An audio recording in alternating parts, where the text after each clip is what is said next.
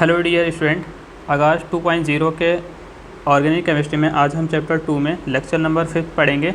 Lecture number 4 में हमने जो बात की थी, जितने ज्योमेट्रिकल आइसोमरिज्म होते हैं उनके कैलकुलेशन के बारे में, ज्योमेट्रिकल आइसोमरिज्म का कैलकुलेशन कैसे करते हैं, वो सारी चीज़ें हमने लेक्चर नंबर 4 में डिस्कस कर लिया था। ठीक है, आज हम स्टार्ट करेंगे लेक्चर नंबर 5, जिसमें हम लेक्चर नंबर 5 में स्टार्ट करेंगे ऑप्टिकल आइसोमरिज्म। ऑप्टिकल आइसोमरिज्म होते क्या हैं, इसके कुछ बेसिक टर्म्स होते हैं, वो सब आज पढ़ेंगे। ठीक है, और बेसिक टर्म के साथ साथ ऑप्टिकल आइसोमरिज्म के बारे में जानेंगे कि ऑप्टिकल आइसोमरिज्म होता क्या है। ठीक है, तो चलिए स्टार्ट करते हैं ऑप्टिकल आइसोमरिज्म का कुछ बेसिक टर्म्स। तो पहले बेसिक टर्म्स में आता है कायरल सेंटर। ठीक है, कायरल सेंटर क्या है, इसके बारे में जानते हैं। कायरल सेंटर जो होता है वो कार्बन जिस पे 4 डिफरेंट ग्रुप अटैच हो। ठीक है, मींस sp3 पहली कंडीशन होना चाहिए कि वो कार्बन sp3 होना चाहिए, मींस कि उस पर 4 सिग्मा बॉन्ड होने चाहिए। ठीक है, hybridise sp3 hybridise atom attach with 4 different group. जैसे अगर हम एग्जांपल यहाँ पे लें, कोई भी एक एटम ले लें, ठीक है, तो इस पर अगर हम 4 डिफरेंट ग्रुप अटैच कर दें, जैसे कि 4 डिफरेंट ग्रुप क्या क्या हो सकते हैं, एक्स हो सकता है, एक वाई मान लें, एक जेड मान लें, और एक कोई भी ग्रुप जैसे पी मान लें। ठीक है, तो ये चारों जो ग्रुप हो अगर वो डिफरेंट ग्रुप हैं, ठीक है, तो इनको हम बोलेंगे, इसको हम बोलेंगे sp3 हाइब्रिडाइज कार्बन। ठीक है ना, और ये जो sp3 हाइब्रिडाइज कार्बन एटम होगा, उसके चारों ग्रुप जब डिफरेंट होंगे ना, तो इसके कायरल के लिए हम एक स्टार बना देते हैं उस कार्बन पे। जैसे कि यहाँ पे एक कार्बन है और इस पर हमने 4 डिफरेंट ग्रुप, जैसे यहाँ पे ब्रोमीन लगा दिया, क्लोरीन लगा दिया, यहाँ पे हाइड्रोजन और यहाँ पे फ्लोरीन, तो इस कार्बन को हम क्या बोलेंगे, कायरल कार्बन। ठीक है ना, तो जनरली क्या होता है कि कायरल सेंटर भी कभी कभी बोलते हैं। कायरल सेंटर किनको बोलते हैं उसके बारे में भी डिस्कस करेंगे। कायरल सेंटर का मतलब कोई भी एटम, जैसे अगर हम कायरल कार्बन बोलें, ठीक है ना, कायरल कार्बन, तो कायरल कार्बन में सिर्फ कार्बन एटम आएगा। ठीक है, और अगर कायरल सेंटर की बात करें तो कायरल सेंटर में कोई भी एटम आता है, मतलब any atom with 4 different group. ठीक है, कोई भी एटम अगर 4 डिफरेंट ग्रुप के साथ अटैच है, मतलब कोई भी एक ग्रुप एटम जिस पे 4 डिफरेंट ग्रुप हो, तो उसको हम कायरल सेंटर बोलते हैं। ठीक है, अगर यहाँ पे एटम की हाइब्रिडाइजेशन की बात करें तो इस एटम की हाइब्रिडाइजेशन क्या होगी, 4 सिग्मा बॉन्ड है, 1 2 3 4, तो इसकी हाइब्रिडाइजेशन क्या हो जाएगी, sp3। ठीक है, तो sp3 हाइब्रिडाइज कोई भी एटम हो, उस पर 4 डिफरेंट ग्रुप हो। यहाँ पे डिफरेंट ग्रुप में ज़रूर नहीं सिर्फ सिग्मा बॉन्ड हो, लोन पेयर भी आ सकते हैं, जो कि अभी हम आगे डिस्कस करेंगे। नाइट्रोजन के केस में या ऑक्सीजन के केस में लोन पेयर भी हो सकते हैं, वो भी एक ग्रुप ही उसको माना जाता है। ठीक है ना, तो हम सारे एटम की अलग अलग कुछ बात करते हैं, कुछ स्पेशल एटम जो कि कायरल होते हैं। ठीक है ना, तो सबसे पहले हम एटम में कायरल कार्बन को देखते हैं। ठीक है ना, कायरल कार्बन में देखते हैं कैसे कार्बन जो है कायरल होता है। तो यहाँ पे अगर हम पहले कायरल कार्बन की बात करें तो यहाँ पे जो कार्बन एटम है ना, इस कार्बन एटम पे क्या 4 डिफरेंट ग्रुप है, तो एक X है, एक Y है, एक Z है और एक P है। ये चारों ग्रुप डिफरेंट है ना, तो ये कायरल सेंटर होगा। मीन्स कि कायरल सेंटर का मतलब कायरल कार्बन बोलेंगे, क्योंकि ये कार्बन है तो कायरल कार्बन। यहाँ पे इस कार्बन पे यहाँ पे X है, Y है और Z है, और यहाँ पे एक लोन पेयर भी है। और लोन पेयर को हम एक जो नेगेटिव चार्ज है ना, इसको एज ए लोन पेयर, क्योंकि एक नेगेटिव चार्ज में 2 इलेक्ट्रॉन्स होते हैं, तो लोन पेयर को एक हम डिफरेंट ग्रुप मान सकते हैं। ठीक है ना, ये भी एक डिफरेंट ग्रुप है। ठीक है, तो ये डिफरेंट ग्रुप है, तो टोटल 4 ग्रुप हो जाएंगे। ठीक है ना, तो ये भी कायरल कार्बन हो जाएगा। यहाँ पे हाइब्रिडाइजेशन की बात करें तो यहाँ पे हाइब्रिडाइजेशन क्या हो जाएगा, sp3, क्योंकि यहाँ पे 4 सिग्मा है। ठीक है, यहाँ पे 3 सिग्मा और 1 लोन पेयर है, तो ये टोटल कितना इसका हाइब्रिडाइजेशन हो जाएगा, sp3 इसका भी। और यहाँ पे अगर हम बात करें तो यहाँ पे जो ये निगेटिव चार्ज है ना, मतलब यहाँ पे इसको 2 हम लोन पेयर मान सकते हैं। ठीक है ना, सॉरी, एक लोन पेयर मान सकते हैं, 2 इलेक्ट्रॉन एक निगेटिव में होते हैं। तो ये निगेटिव चार्ज ना इसके साथ रेजोनेंस में इन्वॉल्व है। ठीक है ना, ये रेजोनेंस में इन्वॉल्व होगा। तो अब यहाँ पे जब हम इसकी बात करें हाइब्रिडाइजेशन की, तो इसका हाइब्रिडाइजेशन sp2 ही होगा, क्योंकि 3 यहाँ पे सिग्मा बॉन्ड है, लोन पेयर अब तो रेजोनेंस में पार्टिसिपेट कर रही है, तो उसको हम कंसिडर नहीं करेंगे। ठीक है, इसलिए यहाँ पे sp2 हो गया। अब यहाँ पे ये कायरल नहीं है, तो लिखेंगे नो कायरल, या इसी को एक वर्ड देते हैं ए कायरल। ठीक है ना, जब कोई कार्बन एटम अगर कायरल नहीं होता है उसको बोलते हैं ए कायरल कार्बन। ठीक है, नेक्स्ट हम बात करते हैं कायरलिटी में कायरल नाइट्रोजन और कायरल ऑक्सीजन की। तो कायरल नाइट्रोजन में अगर नाइट्रोजन ग्रुप में देखें तो यहाँ पे X Y Z ये 3 ग्रुप अलग है, और साथ में एक लोन पेयर भी, ये भी अलग ग्रुप है ना, तो 3 सिग्मा और कितना, एक लोन पेयर है, तो 3 सिग्मा एक लोन पेयर है, तो sp3 हाइब्रिडाइजेशन भी है, और 4 डिफरेंट ग्रुप है, तो ये कायरल का नाइट्रोजन है। ठीक है, यहाँ पे भी देखें तो ये रेजोनेंस में पार्टिसिपेट कर जाएगा लोन पेयर, रेजोनेंस में पार्टिसिपेट कर गया तो इसकी हाइब्रिडाइजेशन कितनी हो जाएगी, sp2 होगा तो इसकी कायरलिटी ख़त्म हो जाएगी। तो अब ये होगा ये ए कायरल, ठीक है। यहाँ पे देखें तो नाइट्रोजन के पास 4 डिफरेंट ग्रुप अटैच हैं, 4 डिफरेंट ग्रुप अटैच हैं, तो इसको हम बोलेंगे ये sp3 भी है और इसके पास 4 सिग्मा बॉन्ड sp3 है, तो इसको बोलेंगे ये कायरल नाइट्रोजन है, ठीक है ना। तो जो भी कायरल होता है उस पर हम स्टार बना देते हैं। ऑक्सीजन की अगर हम बात करें तो ऑक्सीजन में कोई भी ऑक्सीजन एटम के पास 4 डिफरेंट ग्रुप हो तो कायरल होगा, और ऑक्सीजन मैक्सिमम 2 ही बॉन्ड बनाता है। यहाँ पे एक बॉन्ड अपना लोन पेयर डोनेट करके ये बनाया होगा, क्योंकि ऑक्सीजन 2 से ज़्यादा बॉन्ड बनाता नहीं है, ठीक है ना, इसलिए इस पर पॉजिटिव चार्ज आया है यहाँ पे, ठीक है। तो एक एक्स ग्रुप है, एक वाई है और एक जेड है, और यहाँ पे एक लोन पेयर बचेगा ही, क्योंकि ऑक्सीजन के बैलेंस सेल में 6 इलेक्ट्रॉन होते हैं, तो एक लोन पेयर बचेगा ही, तो इसलिए इसमें 4 डिफरेंट ग्रुप हो गया, तो ये कायरल ऑक्सीजन है। और यहाँ पे भी देखें तो ये कायरल ऑक्सीजन नहीं है, क्योंकि यहाँ पे जो लोन पेयर ये वाला और ये वाला दोनों तो सेम हो गया ना, जब 2 सेम ग्रुप आ जाएंगे तो वो फिर कायरलिटी ख़त्म हो जाएगी, तो इसको बोलेंगे ए कायरल, क्योंकि यहाँ पे दोनों लोन पेयर तो सेम ग्रुप हो गए, इसलिए यहाँ पे ए कायरल ऑक्सीजन है, ठीक है। नेक्स्ट हम बात करेंगे कायरल सल्फ़र की। कायरल सल्फ़र में देखें तो यहाँ पे सल्फ़र के पास एक ऑक्सीजन है, एक वाई के जो हम ग्रुप XYZ लिख रहे हैं ना, वहाँ पे कुछ भी हो सकता है, एक्स की जगह फ्लोरीन मान सकते हैं, क्लोरीन मान सकते हैं, CH3 मान सकते हैं, इथाइल ग्रुप, कोई भी ग्रुप मान सकते हैं। यहाँ पे जस्ट एज अ एग्जांपल के लिए XYZ मान लिया है, ठीक है ना, XYZ एक लोन पेयर एक ऑक्सीजन, तो ये कायरल है, ठीक है। यहाँ पे अगर हाइब्रिडाइजेशन देखें तो sp3 होगा ऑक्सीजन सल्फ़र की, ठीक है।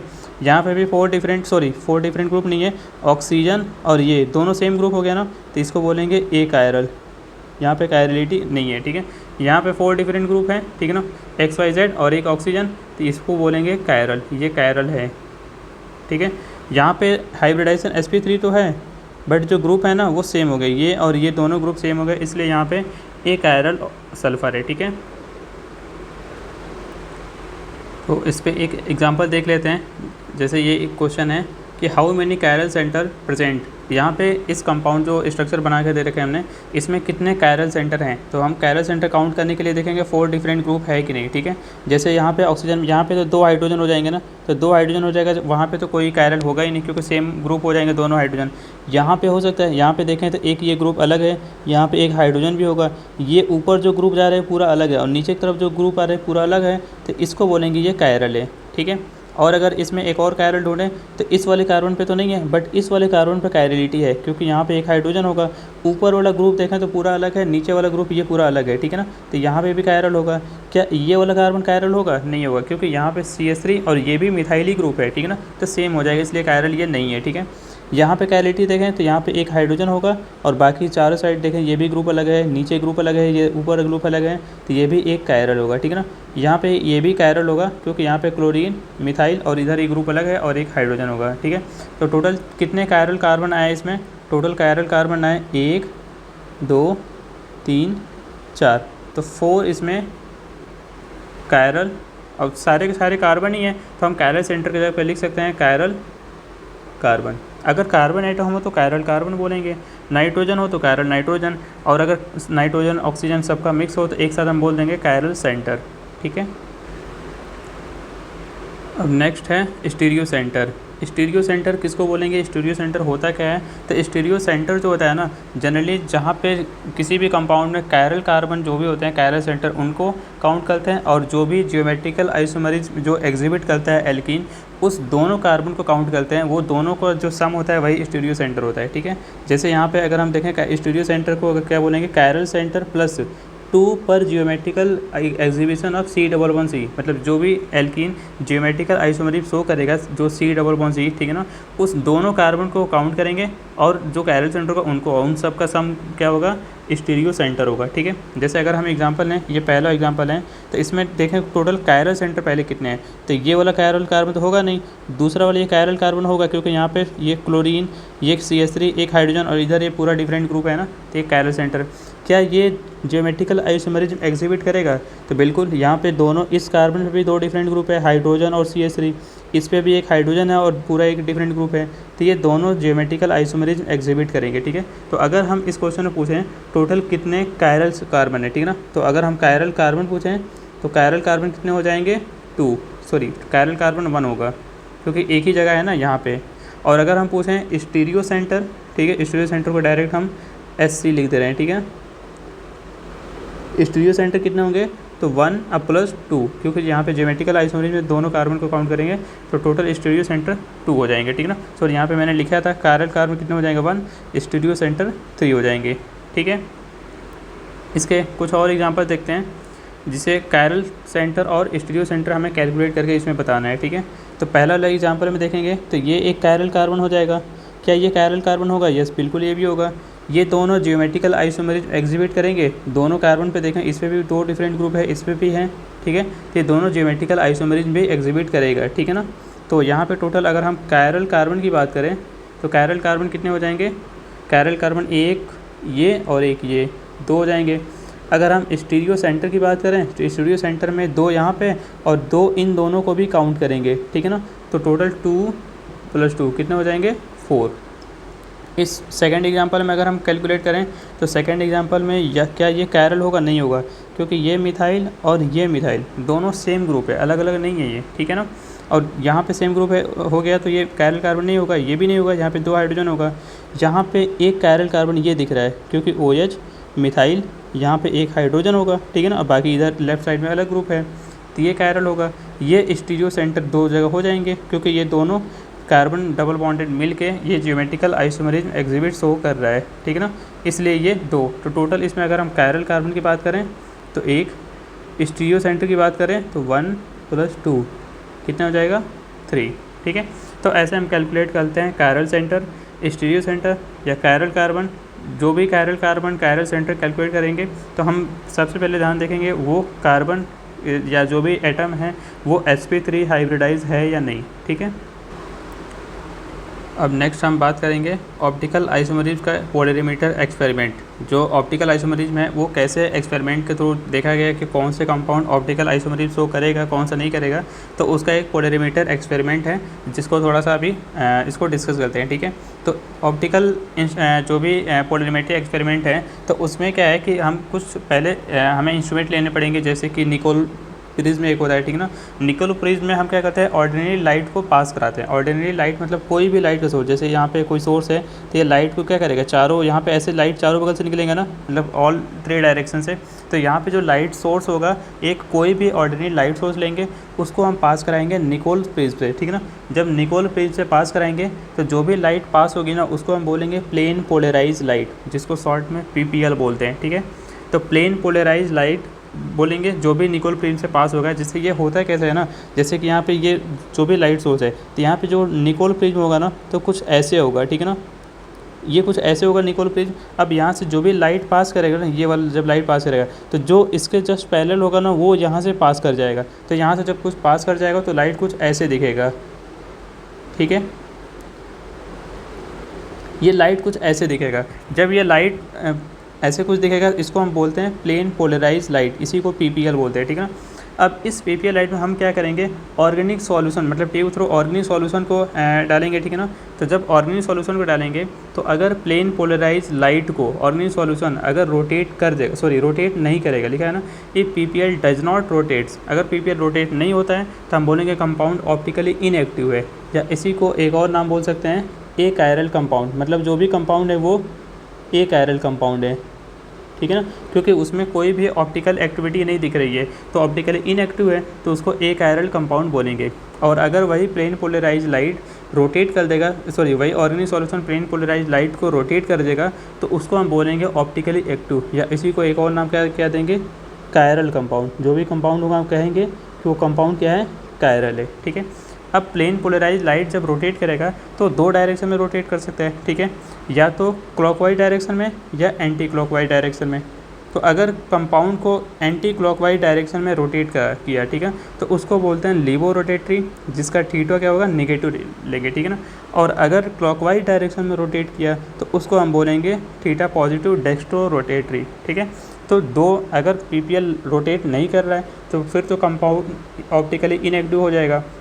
और अगर PPL रोटेट कर दिया, ठीक है ना, मतलब ऑर्गेनिक कंपाउंड में PPL अगर रोटेट हो गया, ठीक है ना, मतलब प्लेन पोलराइज लाइट रोटेट हो गया तो कंपाउंड बोलेंगे ऑप्टिकली एक्टिव है या बोलेंगे कायरल कंपाउंड है। तो अगर एंटी क्लॉकवाइज डायरेक्शन में रोटेट करेगा तो लीवो रोटेटरी होगा, और अगर क्लॉकवाइज डायरेक्शन में रोटेट करेगा तो डेक्स्ट्रो रोटेटरी होगा, ठीक है। तो इसी से रिलेटेड ऑप्टिकल आइसोमेरिज्म से कुछ और भी टर्म होते हैं, जैसे प्लेन ऑफ सिमेट्री हो गया, सेंटर ऑफ सिमेट्री है, ठीक है ना। तो आगे हम उनको भी बात कर लेते हैं, प्लेन ऑफ सिमेट्री क्या होता है और सेंटर ऑफ सिमेट्री क्या होता है। तो प्लेन ऑफ सिमेट्री क्या होता है उसकी अब हम बात करेंगे। प्लेन ऑफ सिमेट्री होता है जैसे किसी भी मॉलिक्यूल्स में हम क्या करेंगे, एक ऐसा इमेजिनरी लाइन पास करेंगे जिससे कि वो दोनों मॉलिक्यूल इक्वल हाफ में बढ़ जाए, ठीक है ना। तो यहाँ पे ऑलरेडी मैंने क्लियरली लिख लिया है कि if a molecule N imaginary line which bisect the molecules in equal part मतलब इक्वल हाफ में अगर उसको डिवाइड करते हैं तो हम कहेंगे वो मॉलिक्यूल्स में प्लेन ऑफ सिमेट्री प्रेजेंट है, और अगर इक्वल हाफ में डिवाइड नहीं कर पाएगा तो हम कहेंगे प्लेन ऑफ सिमेट्री प्रेजेंट नहीं है। जैसे ये कुछ एग्जांपल्स है, जस्ट एज अल्फ़ाबेटिकल लेटर में देखते हैं क्या इस मॉलिक्यूल्स में इस लेटर में हम कोई एक ऐसा इमेजिनरी लाइन पास कर सकते हैं जिससे कि ये मॉलिक्यूल इक्वल हाफ में डिवाइड हो जाए। जैसे कि ई है, तो यहाँ पर अगर हम यहाँ से पास करें, ठीक है, तो क्या है ऊपर का जो पार्ट है नीचे के पार्ट से एकदम इक्वली हाफ है, तो हम बोलेंगे इसमें प्लेन ऑफ सिमेट्री प्रेजेंट है, ठीक है। दूसरा ए वाला स्ट्रक्चर है, इसमें हम कहीं से लाइन पास करें तो क्या ये इक्वल हाफ में डिवाइड हो सकता है, बिल्कुल। यहाँ से एक वर्टिकल लाइन, ज़रूरी नहीं है कि हॉरिजॉन्टल, कहीं से भी हम ऐसा पास होता है, मतलब कि हॉरिजॉन्टल वर्टिकल किसी भी डायरेक्शन से पास करें, बस वो इक्वली हाफ में डिवाइड हो जाना चाहिए। तो इसमें भी प्लेन ऑफ सिमेट्री प्रेजेंट है। एम वाले एटम में देखें, सॉरी ये एटम नहीं है, एम वाले अल्फ़ाबेटिकल लेटर में ये भी इक्वली हाफ डिवाइड हो जाएगा, इसमें भी प्लेन ऑफ सिमेट्री है। इसमें भी प्लेन, इसमें तो दोनों साइड्स इधर से भी हो जाएगा और ऊपर से कट करें तब भी हो जाएगा, तो इसमें प्लेन ऑफ सिमेट्री एच में प्रेजेंट है, ठीक है। बी में देखें तो बी में हॉरिजॉन्टली अगर कट करें तो प्लेन ऑफ सिमेट्री इसमें भी प्रेजेंट है, और डी में भी हॉरिजॉन्टली कट करेंगे तो अपर हाफ और लोअर हाफ ये दोनों एक जैसे दिखेंगे, तो इसमें भी प्लेन ऑफ सिमेट्री प्रेजेंट है, ठीक है ना। तो ये तो कुछ हम अल्फ़ाबेटिकल लेटर में देखें, बट मॉलिक्यूल्स में हमें देखना है, तो हमें मॉलिक्यूल्स में देखना है तो फीचर प्रोजेक्शन, जैसे एक फीचर प्रोजेक्शन होता है, फीचर प्रोजेक्शन को हम क्या करते हैं वर्टिकल और हॉरिजॉन्टल, मतलब इसको बोलते हैं वर्टिकल, ठीक है ना। ये जो लाइन होता है, ये जो लाइन होता है वर्टिकल, और ये जो लाइन है इसको बोलते हैं हॉरिजॉन्टल, ठीक है। तो हॉरिजॉन्टल और वर्टिकल अगर हम इस फॉर्म में अगर किसी कंपाउंड को रिप्रेजेंट करेंगे तो उसको बोलेंगे फीचर प्रोजेक्शन, ठीक है। और फीचर प्रोजेक्शन में हम मॉलिक्यूल्स को जब रिप्रेजेंट करेंगे ना तो उसमें हमें बहुत क्लियरली दिख जाता है कि क्या उस कंपाउंड में प्लेन ऑफ सिमेट्री प्रेजेंट है या नहीं है, ठीक है ना। तो हमें सब में क्या करना है, प्लेन ऑफ सिमेट्री बताना है प्रेजेंट है या नहीं है। तो पहले कंपाउंड फर्स्ट में देखते हैं, क्या इस कंपाउंड को किसी भी ऐसे पार्ट से पहले ही देखेंगे क्या इसमें कायरल है कि नहीं। तो ये कंपाउंड, ये कायरल कार्बन है इसमें, ठीक है ना। तो इसमें कायरल कार्बन होने के साथ साथ फिर हम देखेंगे plane of symmetry. Plane of symmetry अगर कहीं से भी लाइन पास करें ना, चाहे यहाँ से करें या यहाँ से, कहीं से भी इक्वल नहीं दिख रहा है, क्योंकि इधर से पास करने का हॉरिजॉन्टल तो ऊपर CH3 है, नीचे क्लोरीन है। अगर वर्टिकल पास करें तो इधर OH है, इधर हाइड्रोजन है, तो इसमें प्लेन ऑफ सिमेट्री नहीं है। दूसरे में देखें तो ये भी कायरल कार्बन है, ये भी कायरल है, इसमें अगर यहाँ से लाइन पास करें तो ये एकदम बिल्कुल अपर हाफ और लोअर हाफ दोनों क्या कर रहे हैं, इक्वल सिमिलर दिख रहे हैं, तो हम बोलेंगे इसमें प्लेन ऑफ सिमेट्री प्रेजेंट है। तीसरे वाले एग्जांपल में देखें तो यहाँ से पहले देखेंगे कायरल कार्बन है कि नहीं, तो यहाँ पे भी कायरल है, ये भी कायरल है, क्योंकि उस कार्बन पे 4 डिफरेंट ग्रुप अटैच्ड है, ठीक है। अब प्लेन ऑफ सिमेट्री की बारी आई तो यहाँ से एक लाइन पास करते हैं। अब यहाँ से जब लाइन हमने पास किया तो ये देखा कि लाइन जब पास किया तो upper half lower half equal नहीं है, क्योंकि यहाँ पे COOH ग्रुप है, यहाँ पे CHO है, तो इसमें प्लेन ऑफ सिमेट्री प्रेजेंट नहीं है, ठीक है। और लास्ट एग्जांपल फोर्थ में देखें, यहाँ पे कोई भी आइटम ले लेते हैं, जैसे कि ब्रोमीन, ठीक है ना। अब इसमें हम इधर से पास करें तो upper half lower half equal नहीं है, क्योंकि यहाँ पे हमें क्या दिख गया, ब्रोमीन दिख गया, ठीक है ना। तो इसमें भी प्लेन ऑफ सिमेट्री प्रेजेंट नहीं है। हमें कहीं से भी लाइन पास करें तो हमें अपर हाफ लोअर हाफ या लेफ़्ट साइड राइट साइड, मतलब किसी दोनों डायरेक्शन जो डिवाइड हुआ है वो इक्वली सिमिलर दिखने चाहिए, ठीक है। कुछ और भी एग्जाम्पल्स देख लेते हैं इसके, जैसे क्या इन सब कंपाउंड में प्लेन ऑफ सिमेट्री प्रेजेंट है कि नहीं।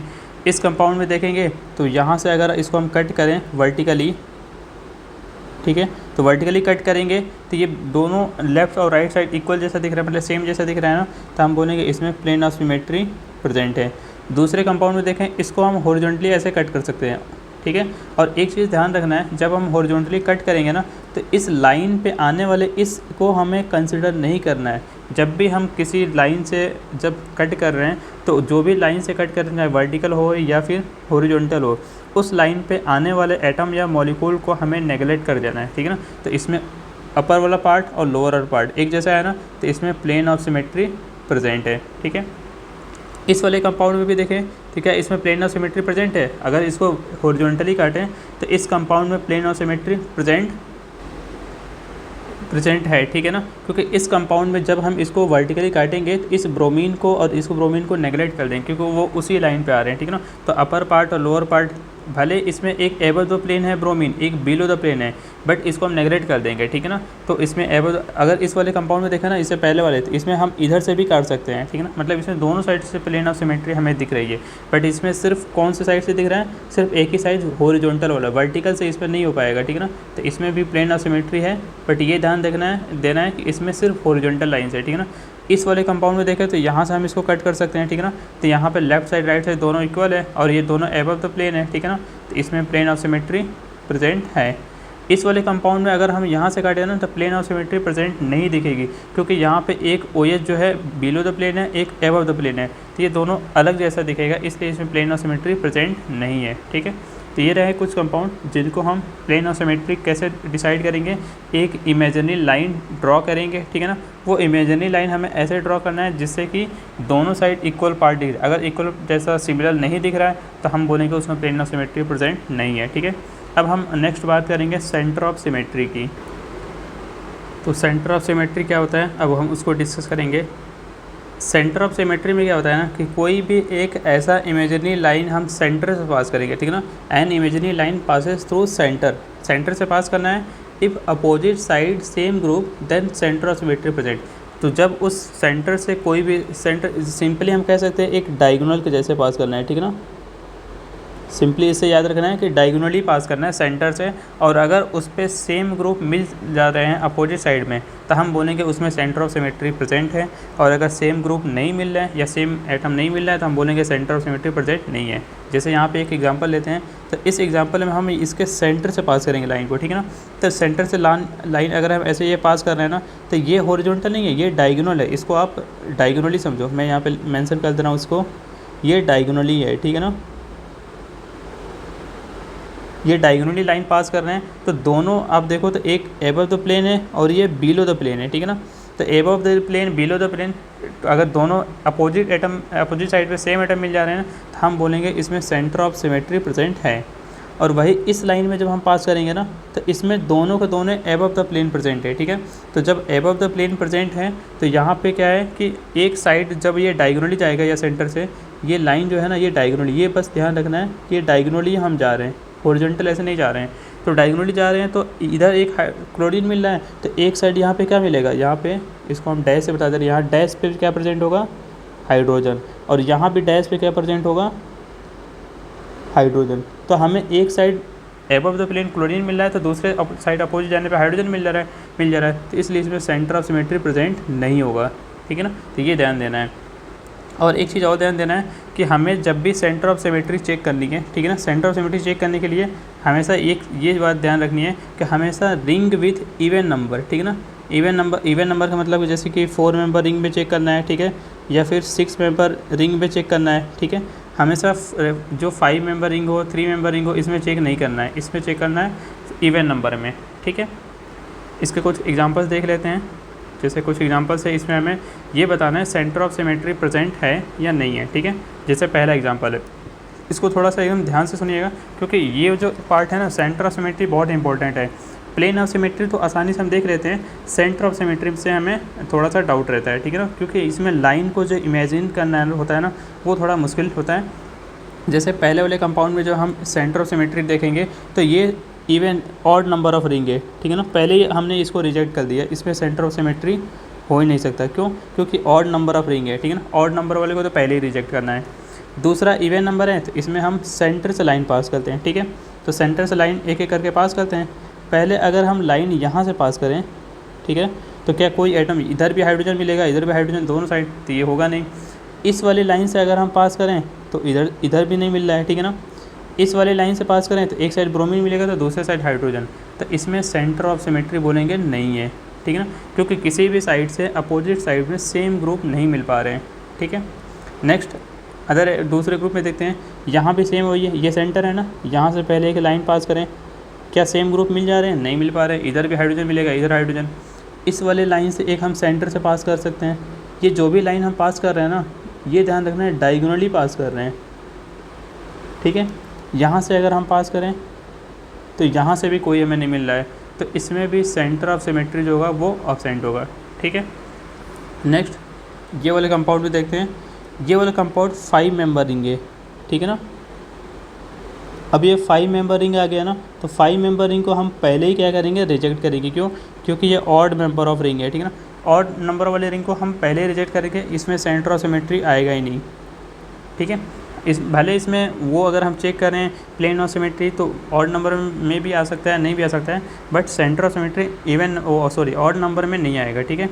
अब लास्ट एग्जांपल देखते हैं, ये थोड़ा सा इंपॉर्टेंट है, इसको ध्यान से देखिएगा, ठीक है। इस वाले अगर हम स्ट्रक्चर में इधर से अगर प्लेन ऑफ सिमेट्री पास करें, क्या कोई ऐसा लाइन दिख रहा है, ऐसा अपोजिट ग्रुप दिख रहा है जो सेम हो? नहीं है, क्योंकि ये डायगोनली पास करने पे दोनों साइड हाइड्रोजन मिलेगा। बट वही अगर हम इधर से पास कर रहे हैं, ठीक है ना, तो इधर से पास कर रहे हैं तो इधर एबव द प्लेन अब OH मिल रहा है, इधर बिलो द प्लेन OH मिल रहा है। मतलब कि डायगोनली जब हम पास कर रहे हैं तो अपोजिट साइड में हमें सेम ग्रुप मिल जा रहा है, ठीक है ना। तो यहाँ पे सेंटर ऑफ सिमेट्री प्रेजेंट है। और अगर हम इसमें इस साइड से भी जाएं, आप इधर से भी जा सकते हैं, ठीक है ना। इधर से जाएंगे तब भी हमें सेंटर ऑफ सिमेट्री मिल जा रहा है, ठीक है ना। तो इधर से जाने पे सेंटर ऑफ सिमेट्री तब भी मिल जाएगा क्योंकि ये बिलो द प्लेन ब्रोमीन है, ये एबव द प्लेन है, दोनों सेम ग्रुप है, मतलब सेम एटम है, तो इसके थ्रू भी है, तो इसमें कहेंगे सेंटर ऑफ सिमेट्री है। और एक चीज़ और ध्यान देना है, किसी भी कंपाउंड में अगर एक भी सेंटर ऑफ सिमेट्री आ गया, ठीक है ना, तो उसमें हम बोलेंगे वो कंपाउंड में सेंटर ऑफ सिमेट्री प्रेजेंट है। जैसे कि इन केस अगर इस ब्रोमीन की जगह पे हम क्लोरीन अटैच कर देते तो क्या इस वाले लाइन, ये वाला जो लाइन है, क्या इस पे सेम ग्रुप मिलता? नहीं मिलता। तो इसका मतलब ये नहीं कि इस कंपाउंड में सेंटर ऑफ सिमेट्री प्रेजेंट नहीं है, क्योंकि इस कंपाउंड में ऑलरेडी ये वाला ग्रुप तो मैच कर गया ना, ये OH और ये OH, ये डायगोनली अपोजिट जाने पे सेंटर से सेम ग्रुप मैच कर जा रहे हैं, तो उसके through centre of symmetry present है। तो भले और किसी मतलब इमेजिनरी लाइन से पास करें तो मिले या ना मिले, अगर एक भी साइड से सेंटर ऑफ सिमेट्री मिल गया तो उस कंपाउंड में हम बोलेंगे सेंटर ऑफ सिमेट्री प्रेजेंट है। या फिर सेम केस यही प्लेन ऑफ सिमेट्री के लिए भी है। अगर प्लेन ऑफ सिमेट्री किसी भी एक इमेजिनरी लाइन से, भले उस कंपाउंड में 3 जगह से हो सकता है, 4 जगह से होता है, 2 जगह से भी हो सकता है प्लेन ऑफ सिमेट्री, ठीक है ना। तो अगर किसी कंपाउंड में एक जगह से भी प्लेन ऑफ सिमेट्री मिल जाए या सेंटर ऑफ सिमेट्री मिल जाए तो हम बोलेंगे उस कंपाउंड में सेंटर ऑफ सिमेट्री या प्लेन ऑफ सिमेट्री प्रेजेंट है, ठीक है। ये बात याद रखनी है। तो आज के इस लेक्चर में बस इतना ही पढ़ते हैं। आज हमने ऑप्टिकल आइसोमेरिज्म का स्टार्ट किया।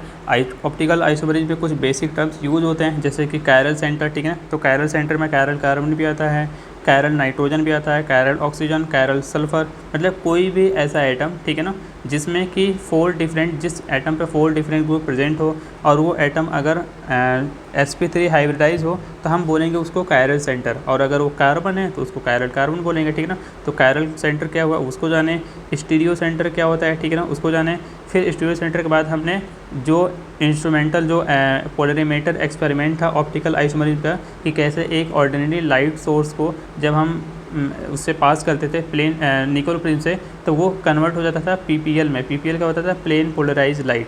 तो प्लेन पोलराइज लाइट को जब हम पास कराते, जब हम किससे पास कराते थे?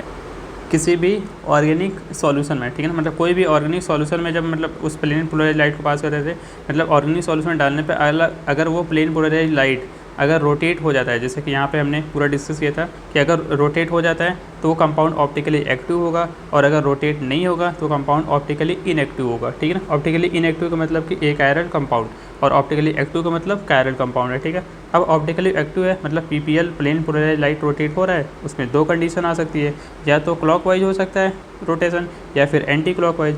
अगर क्लॉकवाइज रोटेशन होगा तो उसको हम डेक्स्ट्रो रोटेटरी बोलेंगे, या फिर उसी में थीटा उसकी क्या होगी? पॉजिटिव, ठीक है ना। आगे भी और भी बहुत सारे इसके टाइप्स पढ़ेंगे। और अगर लीवो रोटेटरी होगा, मतलब एंटी क्लॉकवाइज होगा, तो उसको हम बोलेंगे लेवो रोटेटरी, ठीक है ना। उसमें थीटा क्या होगा? नेगेटिव। तो ये कुछ इंपॉर्टेंट चीज़ें हैं। फिर उसके बाद से हमने प्लेन ऑफ सिमेट्री पढ़ा, प्लेन ऑफ सिमेट्री के अलावा सेंटर ऑफ सिमेट्री, ठीक है ना। तो जो पूरे ऑप्टिकल आइसोमेरिज्म में सबसे इम्पॉर्टेंट पार्ट है ना, वो यही 3 चीज़ें हैं। पहला, हमें कायरल सेंटर पहचानना आना चाहिए। कंपाउंड में अगर कायरल सेंटर प्रेजेंट है तभी वो ऑप्टिकल एक्टिविटीज शो करेगा, ठीक है ना। तो पहला कंडीशन ये होनी चाहिए। दूसरी कंडीशन, प्लेन ऑफ सिमेट्री और सेंटर ऑफ सिमेट्री, ये 3 चीज़ें हमें देखनी आनी चाहिए कायरल कार्बन मतलब chiral centre, plane of symmetry और सेंटर ऑफ सिमेट्री। अगर ये 3 चीज़ें हम देख लेंगे तो ऑप्टिकल आइसोमेरिज्म में कहीं दिक्कत नहीं होगा, सारे क्वेश्चन बन जाएंगे, ठीक है ना। इसका कैलकुलेशन भी आसानी से हो जाती है, ठीक है ना, तो इसके कैलकुलेशन में भी कोई दिक्कत नहीं होगा। तो बस हमें ये कुछ बेसिक चीज़ें जो आज हमने डिस्कस किया इसको अच्छे से कवर कर लीजिएगा, ठीक है। फिर हम नेक्स्ट टॉपिक में जो ऑप्टिकल आइसोमेरिज्म को बाद में क्या कंडीशन होती है, कौन से कंपाउंड ऑप्टिकल आइसोमेरिज्म शो करेगा कौन सा नहीं करेगा, उसको डिस्कस करेंगे नेक्स्ट लेक्चर नंबर 6 में, ठीक है।